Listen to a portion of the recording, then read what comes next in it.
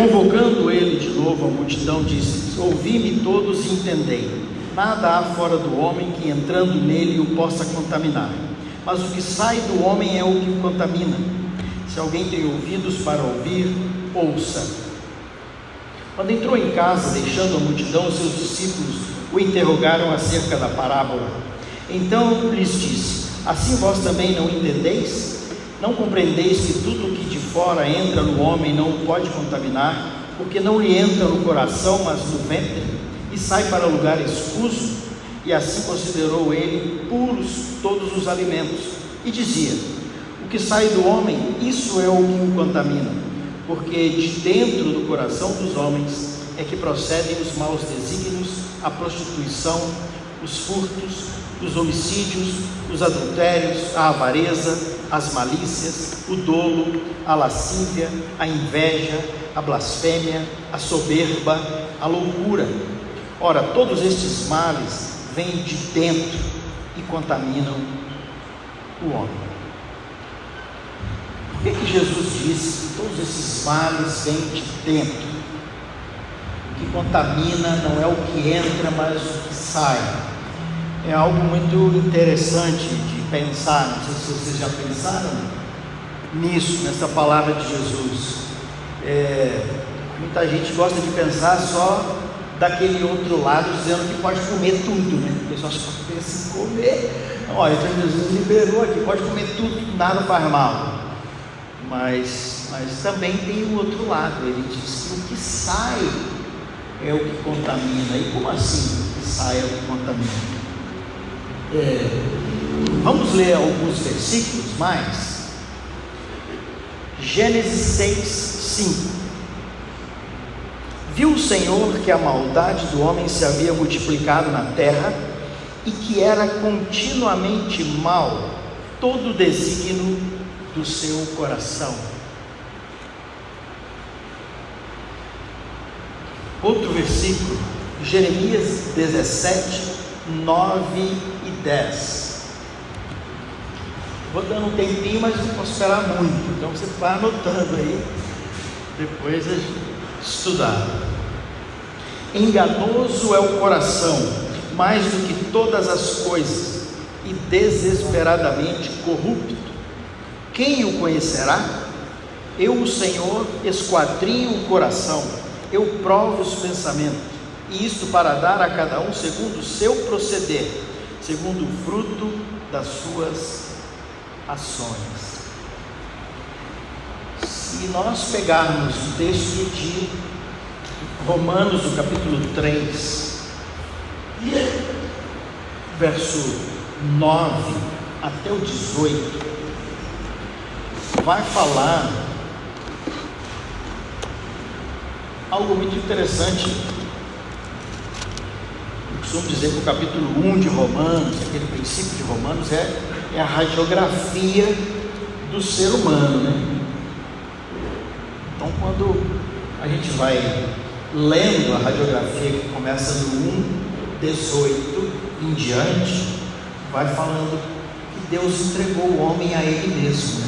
O homem começou a mudar a verdade de Deus por mentira, glorificar mais a criação, a criatura, do que o Criador, e aí vai dando isso, e até chegar lá no 3, como eu disse aqui, de 9 a 18, mas eu queria enfatizar do 10 em diante, 9 e 10, diz assim: que se conclui, temos nós qualquer vantagem? Não, de forma nenhuma, pois já temos demonstrado que todos, tanto judeus como gregos, estão debaixo do pecado.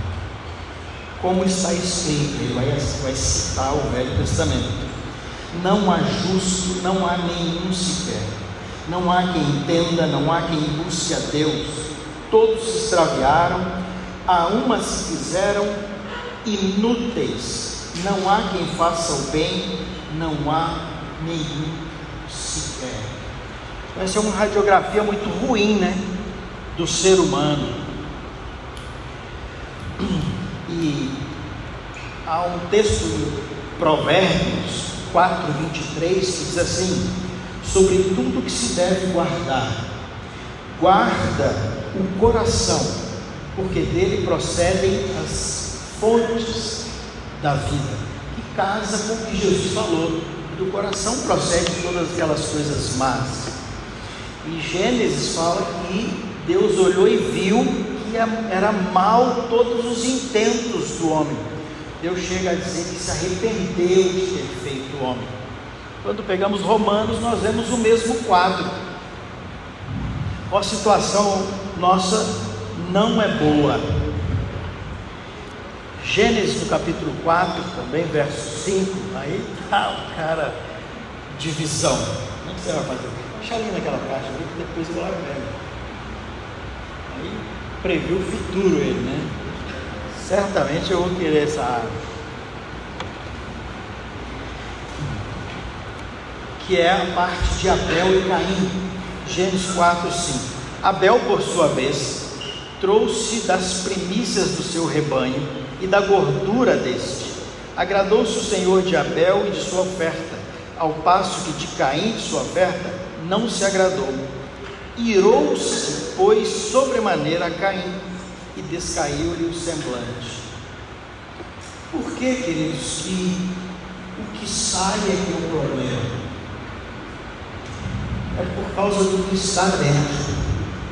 Quando o pecado entrou, o homem se contaminou, e toda a intenção humana, tudo que sai é ruim. A nossa natureza se estragou. Quando nós queremos plantar um jardim, a gente tem que ir trabalhando todo, mexer a terra, plantar um jardim ou uma horta, fazer algo. Mas se a gente deixar aquele jardim, depois dele bem plantadinho, a gente não tocar mais nele, vai começar a nascer mato, as ervas vão começar a brotar ali e vai tomar conta daquele jardim, vai acabar com tudo, vai acabar com todo o fruto bom daquele jardim. E o nosso coração, nossa alma, nosso homem interior, ele é estragado, ele está contaminado. E é natural brotar coisas ruins. O normal é brotar isso. Se eu quiser um fruto bom, eu tenho que cuidar disso. Por isso a palavra diz: tudo que se deve guardar, guarda teu coração. Toma conta do seu coração, toma conta da sua alma, toma conta do seu homem interior, toma conta dos seus sentimentos, porque senão vai brotar.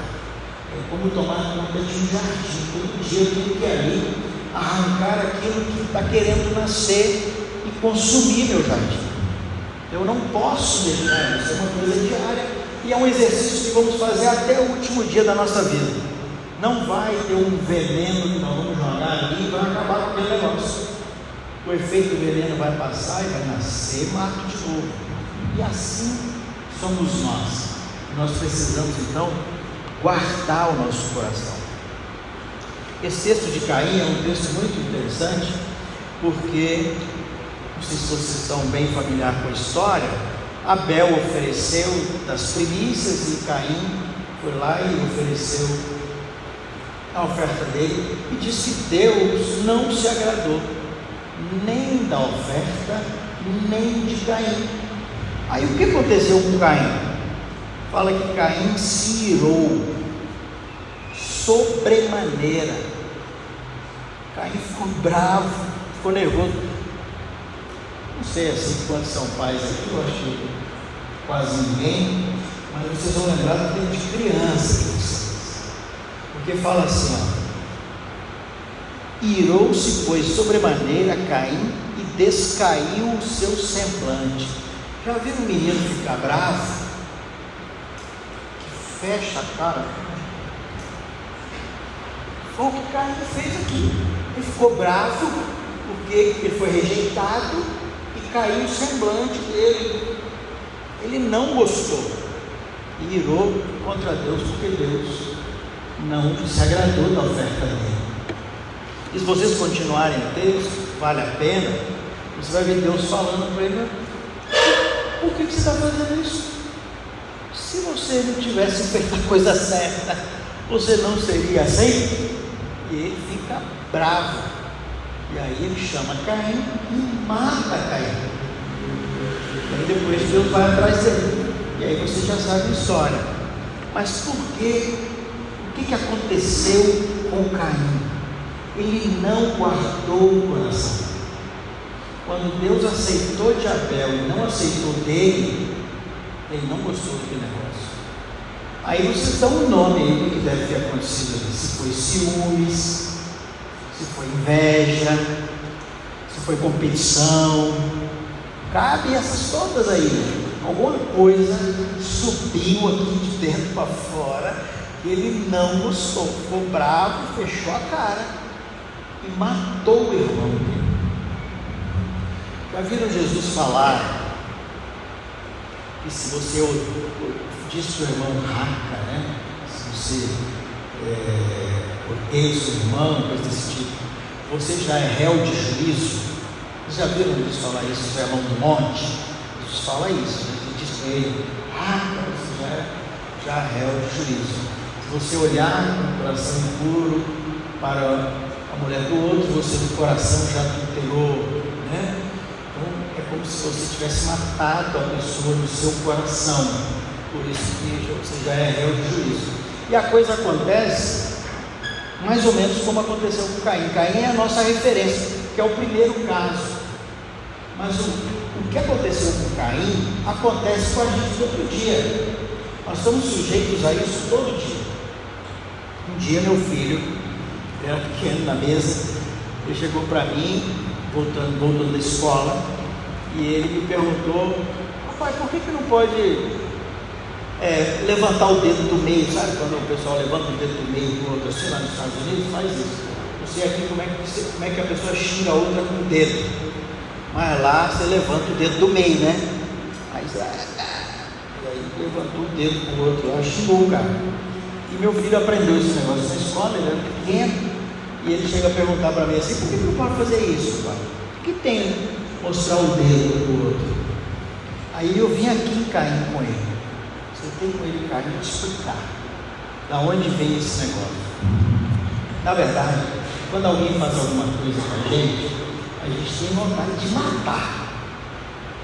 O primeiro desejo é o mesmo de Caim. Sobe o sentimento de matar esse cara. Só que não dá mais para matar, né? Muita complicação matar alguém. Então, essa hipótese a gente já arriscou. Aí dá vontade de quê? De bater. É o mais civilizado, ainda que ele não seja tão civilizado. Bater, de repente você bate, não vai ter tanta consequência. Mas bater também não dá. Então eu vou fazer? Eu vou xingar. Eu vou falar um bocado de palavrão, xingar a mãe dele, vou arrebentar com ele com palavras. Mas aí também não dá, às vezes aquelas fechadas no trânsito, que não dá tempo, vidro fechado. Aí o que o cara faz? Só bota a mãozinha para fora assim, e sai todo alegre, porque deu tempo dele pegar aquele sentimento e extravasar com o outro. Então, esse sentimento de Caim, essa vontade de matar, ela é o mesmo sentimento que está no coração nosso, quando a gente tem algo contra alguém, quando a gente tem um ciúmes, uma inveja, quando alguém faz alguma coisa com a gente, nos ofende, nos humilha, nos trai, a gente tem sentimentos, e esse sentimento, ele é ruim, ele é mau, ele vai dar vontade de matar a pessoa. E na maioria das vezes, a gente não mata a pessoa para todo mundo, a gente mata só para nós. Então o que acontece? Risca ele. Eu não faço como Caim, vou lá, mato o cara, eu deixo ele lá, mas assim, para mim, morrer. Eu não quero mais relacionar com ele, não quero mais conversar com ele, não quero mais saber dele, eu vou ficar assim, desejando um malzinho para ele, para ver se acontece alguma coisa de ruim com ele. Vou torcer contra. Matei a pessoa para mim. Fiz o que Caim fez. Fiz o que Jesus condena. Por quê? Porque não guardei o coração, não guardei minha alma, deixei que o matinho crescesse e saísse para fora. É assim que funciona conosco. Dá um outro exemplo, está em Juízes 16, que é a história de Sansão. Vocês conhecem a história de Sansão? Sansão, cabeludão. A força dele estava no cabelo, mas era um segredo, né? E a Dalila, aí vai um conselho de tabela, vai um conselho para as mulheres, né? Dalila ficou querendo descobrir o segredo da força dele, mas ele não podia falar. Mas diz a palavra que ela ficou insistindo, mas insistindo tanto. Não sei se vocês já viram mulher fazer isso, mas faz, eu vou avisando, vocês estão querendo casar, você sabe que está no pacote, tá? Diz assim, Juízes 16, importunando ela todos os dias com as suas palavras e molestando-o, apoderou-se da alma dele uma impaciência de matar. Sansão ficou tão bravo, ficou tomado por uma impaciência de matar. Eu acho que ele extrapolou o carinho aqui, né? E aí, para não matar aquela mulher, vou matar essa mulher, não é possível, para de me perguntar o segredo. Mas ao invés de ele fazer isso, o que ele fez? Contou para ela. Não aguentava mais perdeu a paciência. É o meu cabelo, o meu cabelo que eu não posso cortar o cabelo, se eu cortar minha força perde. E ela estava traindo ele para querer contar para os outros lá, os inimigos. E aí foi assim, Sansão foi preso, né? Você sabe a história. Mas porque ela foi importunando ele foi tomado por uma impaciência de matar. Ou seja, ele não guardou seu coração, ele não guardou sua alma, ele deixou que o sentimento tomasse conta dele. Ele fez besteira e foi aí, pagou o preço por isso. Então, amados, nós estamos aqui falando do coração.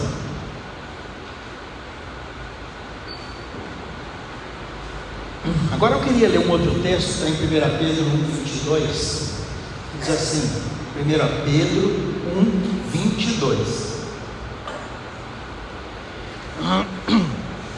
Tendo purificado a vossa alma pela vossa obediência à verdade, tendo em vista o amor fraternal não fingido, amai-vos de coração uns aos outros ardentemente. Então a palavra que Pedro está trazendo para vocês, ou para nós aqui hoje, pode pegar essa palavra literalmente para vocês aqui hoje, para nós. Tendo purificado a vossa alma pela vossa obediência à verdade, tendo em vista o amor fraternal não fingido, amai-vos de coração uns aos outros ardentemente. Não há como amar uns aos outros de coração ardentemente sem purificar a alma pela obediência à verdade. Inverter. Para amar uns aos outros de coração ardentemente é preciso purificar a alma pela obediência à verdade. Esse é o amor que tem que existir entre nós. Amém? Mateus 5,8 diz assim: bem-aventurados os limpos de coração. Por quê? Porque verão a Deus. Bem-aventurados limpos de coração, porque verão a Deus. Tem um Salmo 24, verso 3, diz assim: quem subirá ao monte do Senhor? Quem há de permanecer no seu santo lugar? O que é limpo de mãos e puro de coração, quem não entrega a sua alma à falsidade, nem jura dolosamente, este obterá do Senhor a bênção e a justiça do Deus da sua salvação. Versículo 4 diz assim: o que é limpo de mãos e puro de coração. Limpo de mãos me aponta para o que eu faço, para fazer o que minhas mãos fazem, né? Eclesiastes 9:10 assim: tudo quanto te vier as mãos para fazer, faz conforme as suas forças, porque na sepultura para onde vai não haverá trabalho, não haverá projeto, não haverá crescimento, não haverá nada. E aqui entra uma outra coisa, que é a outra parte da nossa alma, que é a nossa consciência, parte que não é coração, que é mente. Eu queria tratar da consciência nossa. Deus colocou um alarme na nossa alma, um alarme chamado consciência. Imagina uma casa que tem um alarme de incêndio, e aí a dona da casa esquece a panela do fogo, começa lá uma fumaça e o alarme toca, e a pessoa vai lá, aquele alarme está muito barulhento e desliga o alarme, tira a pilha do alarme e não faz nada. O que vai acontecer? Aquela casa vai pegar fogo, porque ela desativou o alarme. E muitas vezes nós fazemos, parece uma coisa estúpida, né? Parece uma coisa assim irracional. Como assim desligar o alarme? Mas nós fazemos isso com a nossa alma, nós fazemos isso na prática, muitas vezes na nossa vida. Não é mesmo uma coisa sábia, mas é muito comum. Nós precisamos cuidar disso.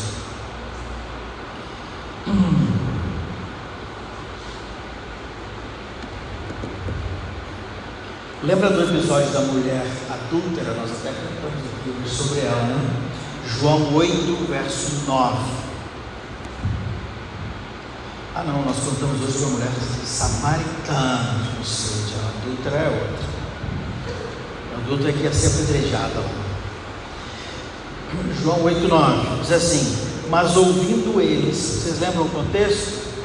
Iriam apedrejar ela. Jesus disse: quem tiver pecado, atire a primeira pedra. E aí entra nessa parte. Mas ouvindo eles esta resposta, e acusados pela própria consciência, foram se retirando um por um, a começar pelos mais velhos até os últimos, ficando só Jesus e a mulher no meio onde estavam. Eles foram acusados pela própria consciência. Eles pararam para pensar, botaram a mão na consciência e viram que eles tinham coisas na consciência deles, eles tinham pecados ocultos também, eles não eram lá tão santinhos, tão puros. E aí eles foram saindo um por um, porque a consciência deles acusou. Pelo menos o alarme funcionou dessa vez. E aí eles não apedrejaram aquela mulher, salvou a vida da mulher. Vamos ver qual a importância que o apóstolo Paulo dá à consciência. 1 Timóteo 1,5. 1 Timóteo 1,5. Ele está escrevendo para o seu discípulo Timóteo, né? E logo no começo ele vai admoestar.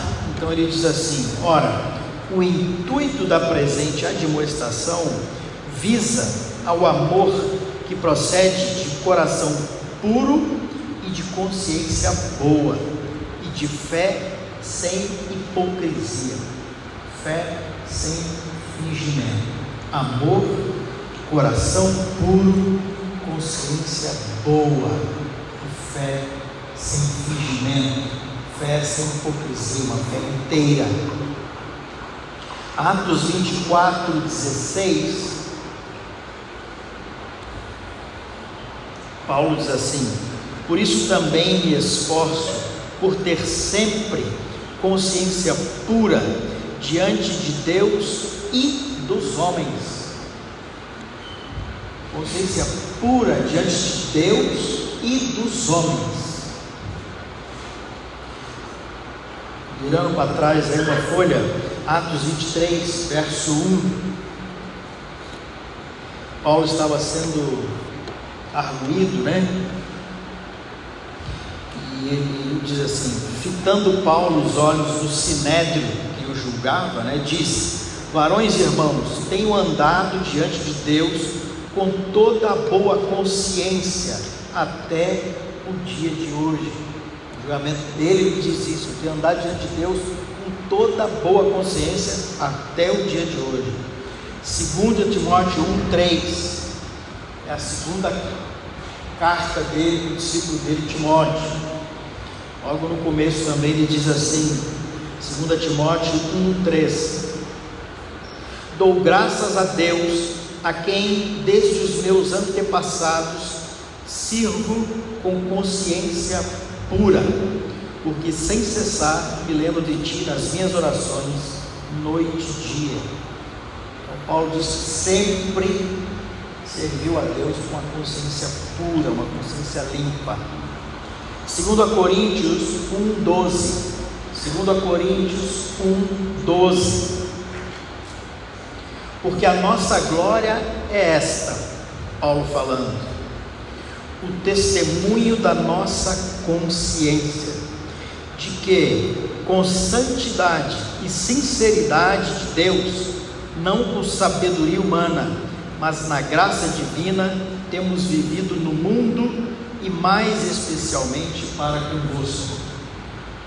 A glória dele é uma consciência limpa, uma consciência pura diante de Deus, o testemunho da consciência dele, tipo assim, minha consciência não me acusa de nada, eu paro para sondar minha consciência e ela não me acusa de nada, minha consciência dá um bom testemunho do meu procedimento no mundo e para com vocês. E esse mesmo Paulo tem advertências quanto à consciência. Vamos ler algumas advertências aqui. Eu quero ler 3 advertências para com a consciência. 1 Timóteo 1, 18 e 19. 1 Timóteo 1, 18 e 19. Este é o dever de que te encarrego, ó filho Timóteo, segundo as profecias de que antecipadamente foste objeto. Combate firmado nelas o bom combate, mantendo fé e boa consciência, porquanto alguns, tendo rejeitado a boa consciência, vieram a naufragar na fé, vieram a abandonar a fé, a perder a fé, a não perseverar até o fim, desistiram, porque rejeitaram manter uma boa consciência. Tito 1, 15, 16. Tito 1, 15, 16. Todas as coisas são puras para os puros, todavia para os impuros e descrentes nada é puro, porque tanto a mente como a consciência deles estão corrompidas. No tocante a Deus, professam conhecê-lo, entretanto o negam por suas obras. É por isso que são abomináveis, desobedientes e reprovados para toda boa obra. Então, professam conhecer a Deus, mas negam na prática, negam no fruto da fé deles, principalmente porque a mente deles, como a sua consciência, estão corrompidos. 1 Timóteo 4, 1 e 2. Esse é um caso grave também. Ora, o Espírito afirma expressamente que nos últimos tempos alguns apostatarão da fé por obedecerem a espíritos enganadores e a ensinos de demônios, pela hipocrisia dos que falam mentiras e que têm cauterizada a própria consciência. Cauterizar é como você perder a sensibilidade, o calo das mãos, dos pés, é considerado cauterização, Então a cauterização é quando de muito bater, de muito golpear, endurece e perde a sensibilidade. Madame Guyon, não sei se vocês já ouviram, uma irmã aí do passado, contemporânea de Watchman Nee, assim, nessa época, ela tem uma frase que eu guardei por julgar ser muito importante. Ela diz assim: prefiro 100 golpes nas minhas costas. Ela foi presa, apanhou por causa do Evangelho, e ela diz assim: prefiro 100 golpes nas minhas costas do que um só golpe na minha consciência. Uma frase dela. Muito importante a gente entender esse valor, a preciosidade de preservar uma boa consciência. Queridos, Deus quer nos limpar, Deus quer trabalhar no nosso coração, na nossa consciência. Deus sempre quer fazer isso, isso é uma coisa que nós vamos fazer sempre. Eu queria colocar para vocês aqui uma maneira bem simples e bem prática para vocês poderem sondar o coração, sondar a consciência, trazer à tona o que tiver que trazer, porque Deus quer limpar a nossa alma completamente.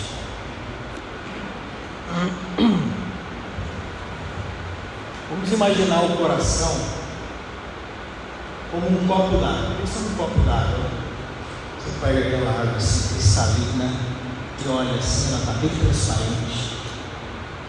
E aí você coloca ali uns grãos de açúcar cristal, uma areia, algo assim, você põe ali, você mexe, e você olha, aquela água fica turva, né? E aí você pega a água e bota ela ali, na água. Você bota ela assim, larga ela parada lá, por um tempo. Aí o que acontece com aquilo? Aquela areinha, aquilo assenta no fundo. Aí você olha para o copo, ele está cristalino. Você pensa, ó, limpou. Aí você mexe.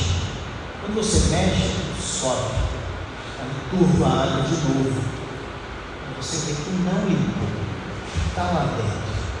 Isso acontece com o nosso coração. Nós contaminamos o nosso coração normalmente quando alguém faz algo contra nós. Ou como a situação de Caim e Abel, por exemplo, você viu alguém ganhar um elogio, uma honra, alguma coisa, passar uma prova, e você ficou com ciúmes, com inveja. Então, quando o outro faz alguma coisa por você, ganha de você, ou te ofende, aí você cria sentimentos dentro de você. E é essa coisa que suja a água. Mas aí o que acontece? Você pega aquele negócio, coloca aí no canto e não mexe naquilo, deixa aquilo quieto. Aí parece que o negócio assenta ali e limpou. Aí você olha, não, estou bem, não tem nada, eu assumei meu coração, não tem nada contra ninguém, vai cear, está tudo em paz, beleza. Por quê? Porque assentou. Até que aquela pessoa aparece na frente de novo, faz alguma coisa parecida com aquilo de novo, sobe, turva a água de novo. Como é que chama isso? Ressentimento. Prova que você tem ressentimento. Por quê? Porque você está sentindo de novo, está ressentindo a mesma coisa que você sentiu a primeira vez. Aí você vai ter bronca daquela pessoa. Você vai ficando uma pessoa amargurada, uma pessoa que tem mágoa contra alguém. E deixar quieto, parar aquilo lá, não resolve. O tempo, a gente mata a pessoa para nós vezes, separa ela de nós, não tem contato, não quero ver, para que você não tenha o sentimento de novo. E aí aquilo fica lá, mas não saiu. O coração não está limpo, o coração não foi purificado, está lá dentro. E a consciência, nós golpeamos, sujamos a nossa consciência quando nós fazemos algo. Então, olha bem, o coração é quando alguém faz algo e você fica com problema com ele. A consciência é quando você faz algo. Você mente, você engana, tem pecado oculto, você trai alguém, você humilha alguém, você se ofende, você fica de má consciência com Pai. Então não Judas botou a mão na consciência, traí meu amigo, traí um homem inocente. Ele foi lá tentar desfazer o negócio, mas não deu. Aí o que ele fez? Morreu, se matou, porque a consciência dele estava acusando ele de que ele foi um traidor. Ele não encontrou arrependimento para com Deus. Ele ficou no remorso, ficou com a culpa, não soube lidar com aquilo, suicidou. Por isso a palavra de Deus fala que muitos, rejeitando a boa consciência, vêm a naufragar na fé, abandonam a fé, vão embora, porque não querem confessar, não querem se humilhar, não querem chegar para a pessoa para acertar a coisa. Então ele foge da situação e fica perturbado, porque ele que fez a obra. Então é assim, o coração quando alguém faz, a consciência quando eu faço. E nós precisamos limpar os dois. Então eu limpo o meu coração quando eu libero perdão. Quando eu perdoo, eu libero perdão. Eu tiro para fora, perdoo aquela pessoa. Você não me deve, você está livre, você não me deve nada, você está perdoado. Você fica com o seu coração purificado. Você vai para a cena de Jesus na cruz. Lembra de Jesus na cruz? Jesus está lá na cruz, suas últimas palavras, já quase morrendo. O que ele diz? Ele olha lá e vê os seus acusadores, os seus escarnecedores, tudo traiu ele, espancou ele, ofendeu, humilhou, falou mal dele, e fala: Pai, perdoa-nos. Eles não sabem o que faz, perdoa-nos. E nós precisamos ir para a cruz com Jesus, é isso? Nós devemos crucificar com Jesus, nós vamos exercer esse papel. Eu preciso chegar para Deus e falar daquele irmão que me ofendeu. Falar: Pai, perdoa ele. Eu preciso interceder por ele. De coração, dizer: Pai, perdoa aquele meu irmão que me traiu, perdoa aquele meu irmão que me ofendeu, perdoa aquela pessoa. Aí eu tiro do meu coração essas coisas superficiais do meu coração, e eu purifico a minha consciência quando eu vou atrás do perdão. Purifico a minha consciência quando eu vou confessar o meu pecado. Eu vou colocar para fora o que está me acusando. Eu vou me livrar da culpa. Eu preciso tirar isso de mim. Eu preciso ser perdoado. Eu vou atrás do perdão. E aí eu limpo o meu coração e a minha consciência. E isso é um exercício diário. Eu tenho que checar todos os dias para manter a minha alma limpa, minha alma pura. Eu poder louvar o Senhor com toda a minha alma, inteira. Amarás o teu Deus com o teu coração, com a tua força, com a tua alma. Inteiro, botar a minha alma para adorar o Senhor. E eu ler mais dois textos com vocês. Está em Hebreus, no capítulo 9, 13 e 14.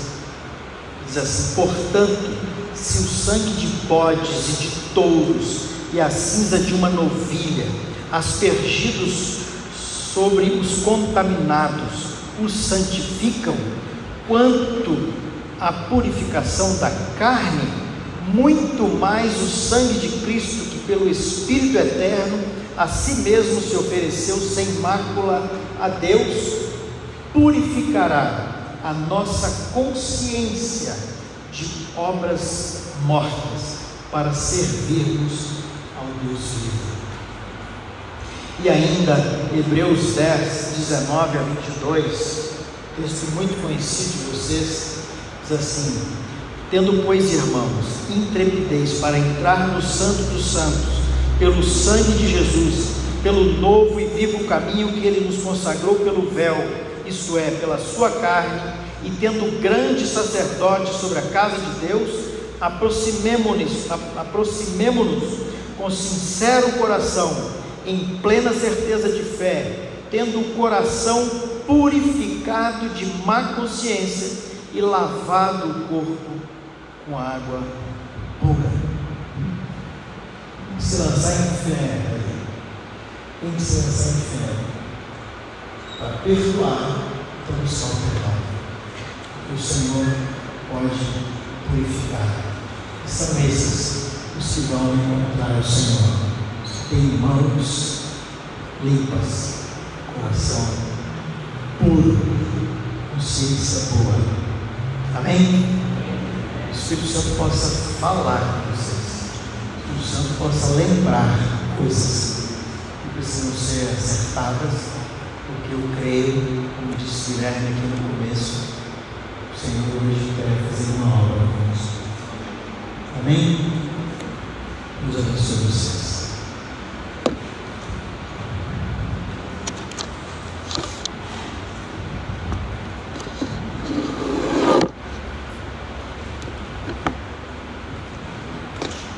Esqueci alguma coisa aí, você completa. Aleluia. Provérbios fala que o difamador ou tantas coisas podem nos separar até os melhores amigos. E um coração sujo, uma mente contaminada, vagueada, ela pode nos separar uns dos outros. E a gente precisa dar ouvidos para isso. Porque nós estamos aqui em família, nós somos discípulos de Jesus. Nós estamos aqui porque um dia nós decidimos que nós queríamos agradar o Senhor de todo o nosso coração, de toda a nossa alma, com toda a nossa força, com todo o nosso entendimento. E é importante que a gente aplique essa palavra no nosso coração. É importante que a gente... Isso não é só mais uma palavra, só mais uma pregação, mas uma mensagem de Deus para o nosso coração. E o Senhor fala assim: olha, se deres ouvidos hoje a voz do Senhor, não endureça seu coração, aplica hoje.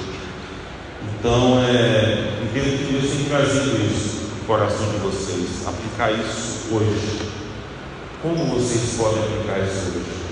Como cada um de nós, eu estava ali ouvindo, recebendo também no meu coração, pedindo ao Senhor: não deixe, Senhor, perder essas riquezas no meu coração. Não deixe que eu permita que nem o meu coração esteja sujo. Como é que a gente suja o coração? Como é que deixa o coração ser sujo? Quando a gente não perdoa, quando a gente guarda rancor, guarda amargura, tem ressentimento. Como é que a gente deixa a nossa consciência ficar suja? Quando a gente comete algo. Então a gente vê aqui ações dos dois lados, tanto daquilo que fizeram a mim, quanto daquilo que eu também causei no meu irmão. Às vezes conscientemente, às vezes não, às vezes querendo, com intenção, e às vezes até mesmo sem intenção, mas machuca, às vezes dói, às vezes para nós não tem tanto efeito, não tem tanto peso, mas para o outro talvez tenha. E é um tempo que Deus tem trazido, mas que essa noite, para a gente aplicar essa palavra no nosso coração, deixar Deus nos lavar um pouco, deixar Deus nos purificar o nosso coração com aquilo que talvez a gente precise sondar. A gente precisa esperar o momento da ceia para que a gente cheque o nosso próprio coração. A gente pode exercitar isso todos os dias e exercitar agora também, e poder diante de Deus, aquele que tudo vê, que traz luz ao nosso coração pela sua palavra, para a gente falar: Senhor, sonde em mim, vê se há algum caminho mau, vê se há algo, Senhor, que eu tenho retido sobre aqueles que talvez cometeram alguma coisa contra mim, que falaram palavras que eu não gostei, que me magoaram, que me impactaram. Eu quero liberar, Senhor, não quero andar com o coração sujo, eu quero andar com o coração limpo. Mas eu também, Senhor, sou ruim, eu também sou uma pessoa pereba, carente da misericórdia e da bondade do Senhor. Eu sei, Senhor, que eu também fiz alguma coisa ruim no meu irmão. Eu também sei que de alguma forma eu causei algum dano. Me mostre, Senhor. Revela também no meu coração que eu não quero viver com uma consciência ruim. Eu quero andar de boa consciência. E o legal de tudo isso é que, quer seja de uma via ou de outra, e é a relação nossa entre irmãos, por isso tanto a palavra de Deus fala para aplicarmos tantas coisas uns aos outros. Perdoai-vos uns aos outros, confortai-vos uns aos outros, exortai-vos uns aos outros, edificai-vos uns aos outros, sujeitai-vos uns aos outros, porque a maneira que o reino de Deus é aplicado na nossa vida é aqui, no corpo, na igreja.